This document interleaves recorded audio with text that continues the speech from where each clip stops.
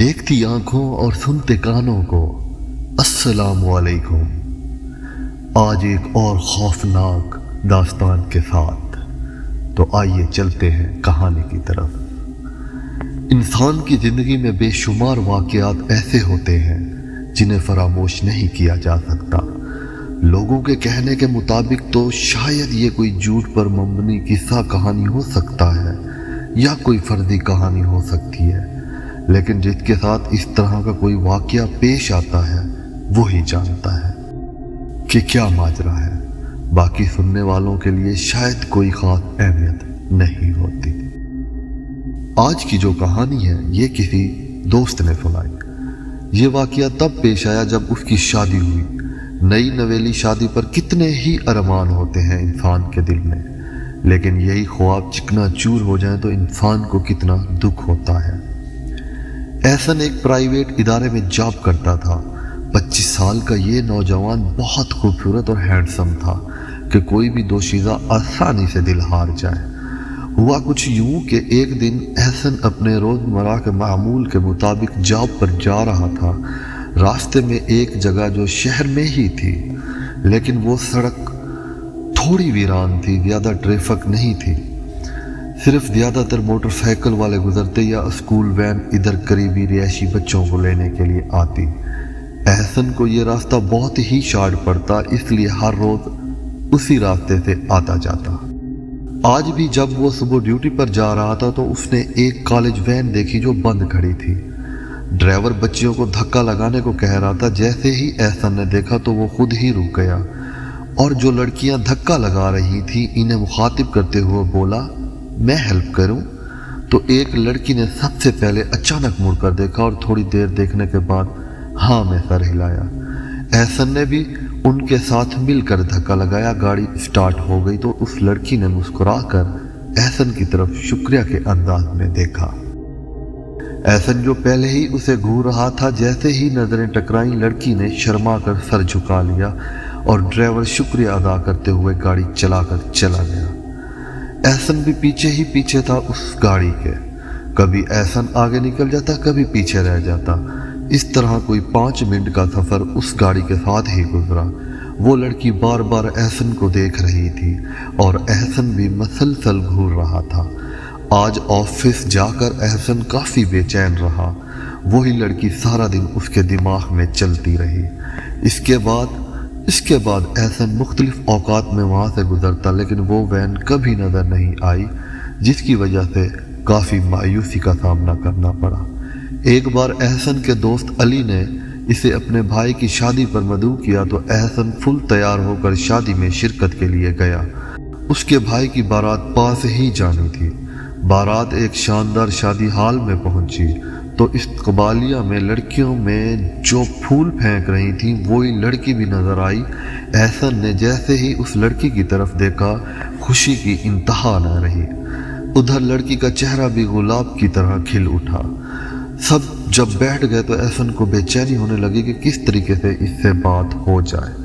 احسن سے رہا نہ گیا تو اپنے دوست علی کی چاچی جو احسن سے بہت فرینک تھی ان سے ساری کہانی بیان کی تو انہوں نے بتایا کہ یہ تو لڑکی کی کزن ہے، پریشان نہ ہو، میں بات کرواتی ہوں، بلکہ یہ لوگ تو رشتہ تلاش کر رہے ہیں اس بیٹی کا، کہو تو بات چلاؤں۔ اس طرح چاچی کی مدد سے احسن کو لڑکی کا نام پتہ چلا، شیزا تھا۔ دونوں کی منگنی ہو گئی۔ اب دونوں فون پر رات گئے تک بات کرتے رہتے، کبھی کبھار ملاقات بھی ہو جاتی۔ اب تو کچھ مہینوں تک دونوں کی شادی بھی طے ہو گئی تھی۔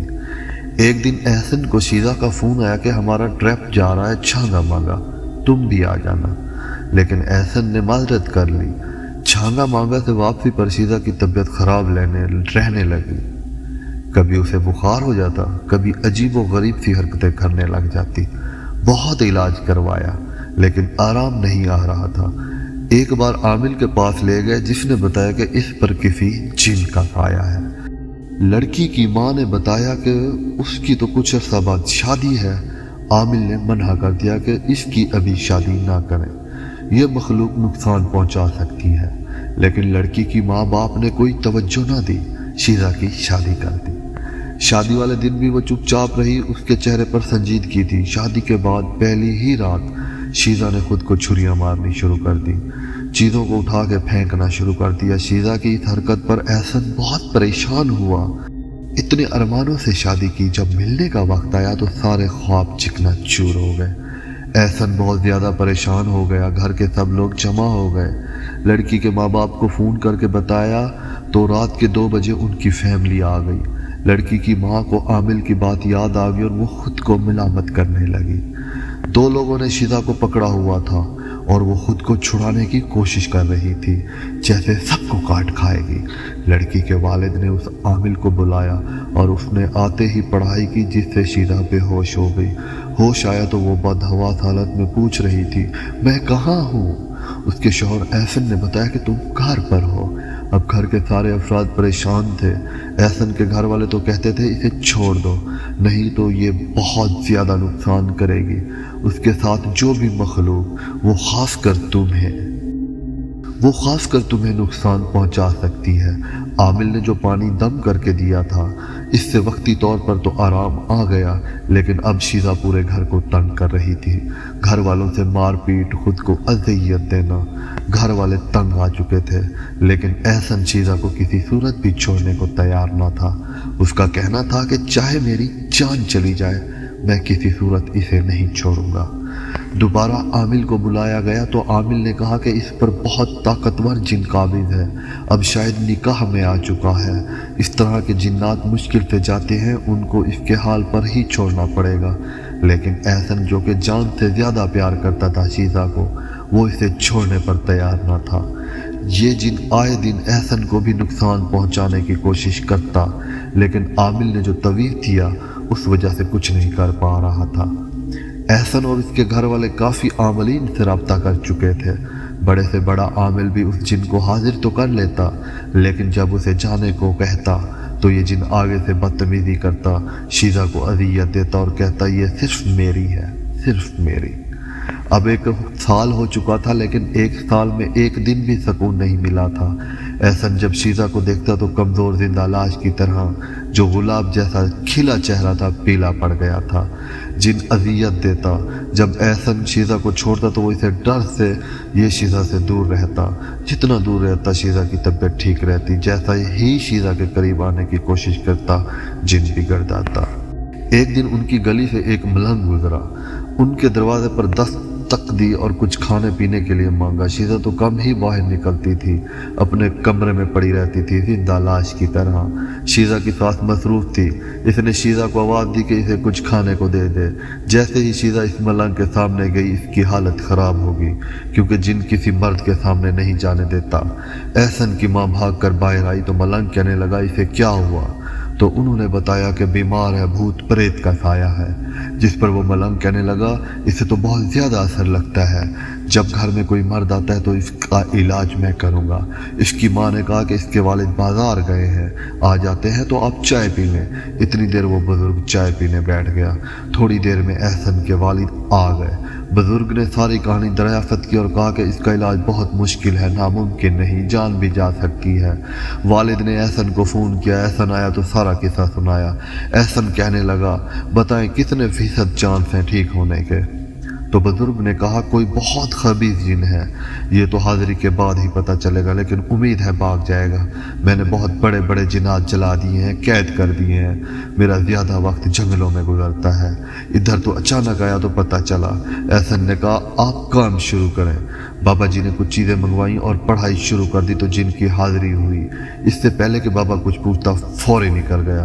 अब बाबा ने दोबारा पढ़ाई की, हाजिरी पर एक हिसार खींच दिया। अब जिन पूरी तरह हाजिर हुआ और हमला करने की कोशिश की। बाबा ने पढ़ाई तेज कर दी, जिससे शीज़ा की आवाज़ बदल गई और ज़ोर ज़ोर से हंसने लगी। बस एक ही बात थी, ये मेरी है, ये मेरी है, कोई नहीं छीन सकता मुझसे। बाबा ने पूछा तुम कौन हो, कहाँ से आए हो? तो उसने बताया कि ये मेरे पास चल कर आई थी, मुझे अच्छी लगी। बाबा ने कहा अब कैसे जाओगे? तो जिन ने कहा तुम्हें यहाँ से जाना होगा, नहीं तो सबको ख़त्म कर दूंगा। बाबा पढ़ाई किए जा रहे थे और शीज़ा की हालत गैर होती रही। जैसे अभी के अभी गई। अब हालत काफ़ी बिगड़ गई तो बाबा ने हिसार तोड़ दिया। जिन तेजी से भागा, शीरा बेहोश हो गई। इसे पानी पिलाया गया। कुछ देर बाद बाबा ने दोबारा पढ़ाई शुरू की तो फिर हाजिर हुई। इस बार जिन माफिया मांग रहा था, लेकिन बाबा ने कहा तुम ड्रामे करते हो, इतनी आसानी से नहीं जाने वाले, तुम्हें छोड़ दूंगा। कसम खा सुलेमान अलैहिस्सलाम की, चले जाओगे। जिन कसम नहीं खा रहा था। अब बाबा ने कहा जलने के लिए तैयार हो जाओ, मुझे इजाज़त मिल गई है तुम्हारे बुजुर्गों से, तुम्हें जला दूंगा। अब जिन खौफजदा हो गया और जाने का वादा कर दिया। बाबा जी ने पढ़ाई जारी रखी जब तक जिन बेहोश न हो गया। बुजुर्ग ने सोचा कि ये बाहर रहा तो किसी और के साथ यही सलूक करेगा, इसलिए उस मलंग बाबा ने उसे बोतल में कैद किया और साथ ले गए। अब शीजा की तबीयत काफ़ी संभल गई थी। इसके बाद वो बुजुर्ग कभी नजर नहीं आया और शीजा और एहसन हंसी खुशी रहने लगे। इसके साथ ही मुझे इजाज़त दीजिए। सुपुर्द खुदा।